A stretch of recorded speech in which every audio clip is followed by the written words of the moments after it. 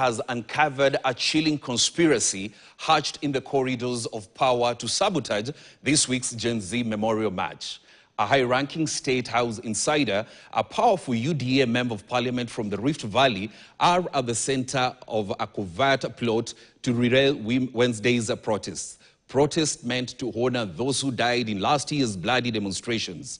Crafted in secrecy and executed with precision, the operation draws from the depths of City Hall and the highest echelons of government. It weaves together a shadowy web of political fixers, hired goons, and digital mercenaries hell-bent on silencing a generation. From disruption to destruction, this is not just about protest. It's about power control and the lengths some will go to crush dissent. This is the inside story. Wednesday's planned Gen Z protests will mark exactly 1 year since over 6 young people lost their lives in a deadly finance bill uprising. But as scores of young people prepare to take to the streets this Wednesday, a covert operation to stop the protests is underway that could plunge the city into chaos. The shadowy plot, backed by high-ranking officials within the ruling party and City Hall, aims to unleash violence and chaos under the guise of crowd control and protection of property. A squad of hired goons are on standby to unleash terror, targeting mainly the soft spot of the protests, women, so as to spread panic as well as execute orders to snatch phones to prevent the documentation of police brutality and rights violations. Nafikiri hawa vijana wachache wamekuja Nairobi na rungu ndio wamaletea shida, mkuje wiki ijayo ndio mjue vijana hapo wako hapo. Vijana mko? Wangapi wako tayari kudefend serikali? Twende Nairobi. Twende Nairobi. Tupambane na hao. This man, William Kamket, is speaking in the open, has outrightly declared violence against the protesters. KTN has established that Kamket is working under the command of two top figures, a State House operative and an influential UDA MP from Rift Valley, close to the house on the hill. And in what now appears to be a clear command hierarchy, 5 other MPs and a governor have each been assigned specific duties to scuttle the protests.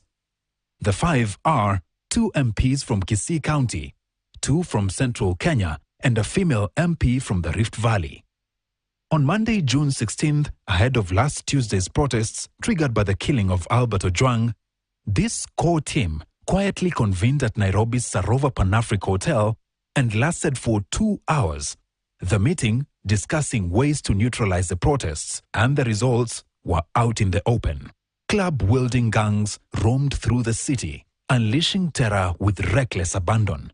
In some areas, they were spotted fueling their motorcycles in the presence of police officers and chanting anti-protest songs. The grand plan that brings together senior government figures, parastatal heads, and digital propagandists aims to plant goons in key protest zones across Nairobi's CBD, arm them with clubs and other weapons, and unleash them to defenseless protesters.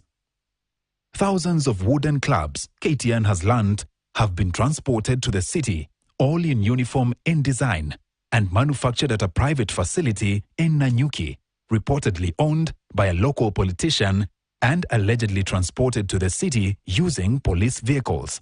The recruitment of the attackers targets young, jobless men from Nairobi's informal settlements of Mathare, Korogocho, Kibera, Kawangware, and Kayole, promised cash and protection in exchange for silence and brute force.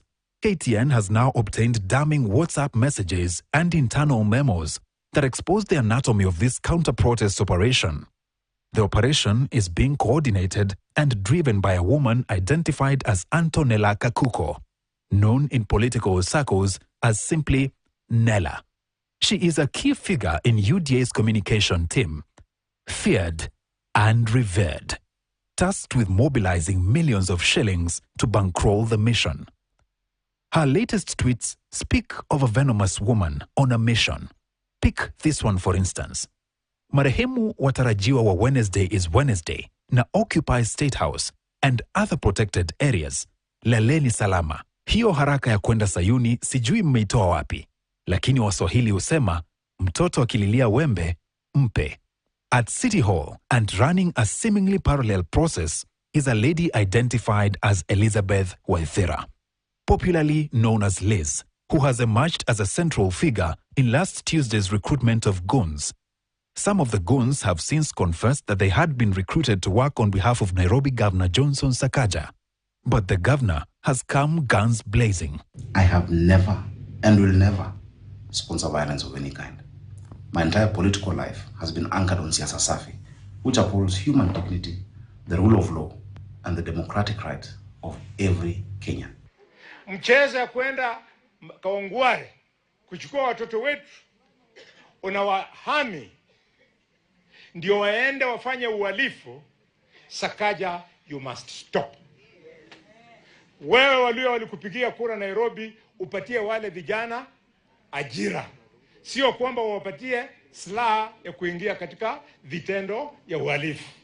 In the office of the Chief of Staff and Head of the Public Service, Felix Koskei, this lady, Karen Cherotich, popularly known as Kiki, is charged with coordination and mobilization of funds. Others coordinating the scheme include Don Kamau, a self-proclaimed ICT strategist who, on social media, has emerged as a conduit between the planners and the street-level executors. In the estates, the top coordinators include Samuel Mundia, a well-known UDA mobilizer for Kayole; Calvins Okoth, popularly known as Gaucho, who famously brands himself as the ghetto president for Makadara area; Swale Sonko for Kibera; and MCA Absalom Odhiambo, also known as Matakwe for Korogocho. The mainstream media is among top targets ahead of Wednesday's planned protests, with digital strategists having already developed smear campaigns and hashtags intended to discredit media outlets.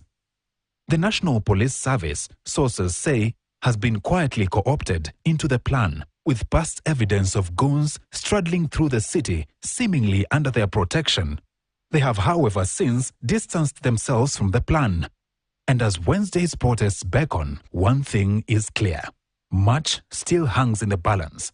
What was meant to be a day of civic expression may yet again spiral into another flashpoint of chaos in the city.